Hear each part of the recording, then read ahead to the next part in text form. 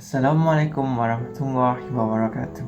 I beg to my honorable lecturer, Dr. Farah Adila. My name is Tunku Muhammad Barakimi, and I will be presenting about Tunku Abdul Rahman Putra Al-Hajj Ibni Al-Mahum Sultan Abdul Hamid Alim Shah. Now, I will briefly explain about Tunku background, and then move on the first question, which is to explain the role of Tunku play in securing the independence and bringing about the formation of Malaysia. Second question is to describe the communist insurgency in Malaysia, and last but not least, to explain the problems of racial difference that exists during Tunku Abdul Rahman era. Tunku Abdul Rahman, that known as the father of independence of Malaysia, has left us on December 6, 1990 at the Kedah Royal Mausoleum. A little bit of background. Tunku was born at the Parliament Palace in Alustar, Kedah.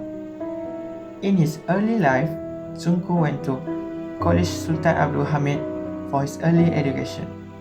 In 1916, Tunku continued his primary education at the Penang Free School. Then, he graduated from law school after the second attempt. Fast forward, in 1949, he was appointed as the Deputy Public Prosecutor. On the first question, there is an important role played by Tunku Abdul Rahman in securing independence. The role is to create an interracial cooperation by offering cooperation with political parties that are representing other races, namely as Malaysian Chinese Association or the MCA, which presents the Chinese, and also the Malaysian Indian Congress or the MIC, that representing the Indians. This is because the demographic factor in Malaya consists of three main races, namely Malay, Chinese, and Indian. And Tunku see that they need to create political stability between races in order to secure the independence.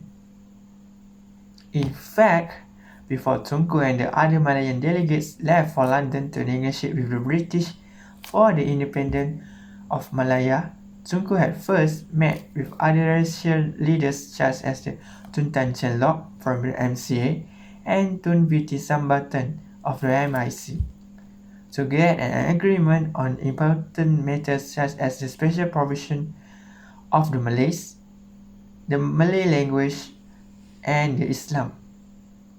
These things are prescribed as very important to the required agreement of other races because it will be the basic of the country after achieving the independence. Political cooperation between races was also realized when the Alliance Party, or known as Parti Perikatan, consisting of parties representing each races in Malaya, was formed.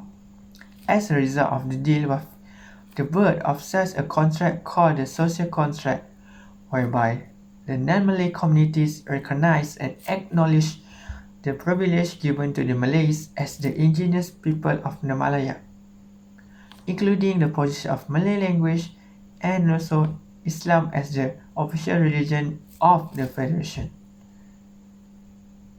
Tunku began to prepare with other Malayan representatives to leave for London to negotiate Malayan independence and drafting of a constitution for Malayan with the British. After the agreement between the Alliance and the British government, a constitution was established that governed by Lord Reed, known as the Reed Commission, to prepare the endorsement for a relevant constitution for the Malaya. The report of the Reed Commission was done and the federal constitution was declared. Meanwhile, Tunku also played a major role in the formation of Federation of Malaysia in 1963, which showed the formation between the Malaya, Sarawak, Sabah, and Singapore.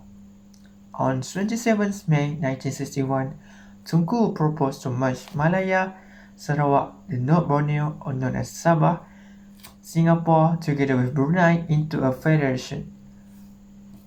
This is because Tunku wants the racial composition for the new federation be the same as the racial composition in the Malaya, which the Malay and the indigenous population must be greater than other races, or in other words, must be dominant.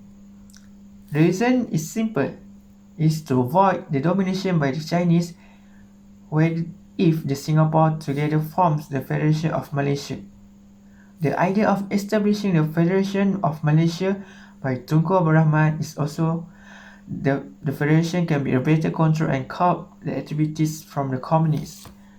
This is because if Singapore becomes an independent country, it will be the center and the base for the Chinese communists to threaten Malayan sovereignty. As a result of the resistance he received, he obtained the agreement from the British government and the Cobalt Commission was established. The function is to conduct a study and the concern of people together with their reaction, especially in the Sarawak, North Borneo, the Sabah, and Brunei, to the information of the formation. The results of the study found that the majority of the communities in the Sarawak and North Borneo agreed to join, but with certain conditions. However, Indonesia condemned the whole scheme as a new colonial plot, and in January 1963, they announced a policy of confrontation against Malaysia. When the Federation of Malaysia was officially inaugurated on 60th September 1963, Indonesia severed diplomatic ties with Malaysia. In the point of view of political, both People Action Party and UMNO started accusing each other of communalising, and it became worse when Lee Kuan Yew came out with the Malaysia slogan that portrayed there is no concept of special right to the Malay as the origin and all races were equal. Therefore, Tunku decided that removing Singapore was the only way to resolve the conflict. And indeed, on 9 August 1965, Singapore officially was removed from Malaysia. Communist insurgency in Malaysia was also known as the Second Malaya Emergency or Darurat, had taken place about 21 years of its guerrilla warfare. The war between the Malayan Communist Party or MCP and the Malaysia Federal Security Forces has been a tragic moment that sacrificed a lot of lives during that era. The communists had risen on the second attack from the members that went to the border of Thailand and Malaysia. From there, their forces come up with the rebellious plan on achieving their motive on turning Malaya into a republic communist. Therefore, the rebellion arm of MCP had to push Malaya into the second state of emergency. Among the famous attack was the ambush on the Police Jungle Squad or the PPH at the border of Kro, Perak, and Bentong, Thailand. The ambush from the MCP had killed 16 of personnel and 70 of them were injured. 3 police vehicles were also damaged during the ambush. Apart from the intensifying military activities in that jungle, MCP also infiltrated the city by sabotaging and disrupting places. The main target by them was the 85-kilometer east-west highway construction that connects Kerik, Perak, and Pasir Puteh. The assassination of the Nation Inspector General of Police Tan Sri Rahman Hashim, together with the Chief of Perak Contingent Police Force, Tan Sri Koh Chong Kong, in Ipoh, Perak also have been the talk of the town. The series of killings of the members of the special branch makes the government loses an important person on strengthening the security of the country. On 20 August 1975, the bombing of National Monument or the Tugu Negara in Kuala Lumpur has been a piece of shocking news to all citizens of Malaya. The warfare decreased after MCP welcomed peace call made by the government of Thailand in collaboration with the Malaysia government. The ongoing discussion lasts up to almost a year, and finally, on 2 December 1989, peace accord was signed.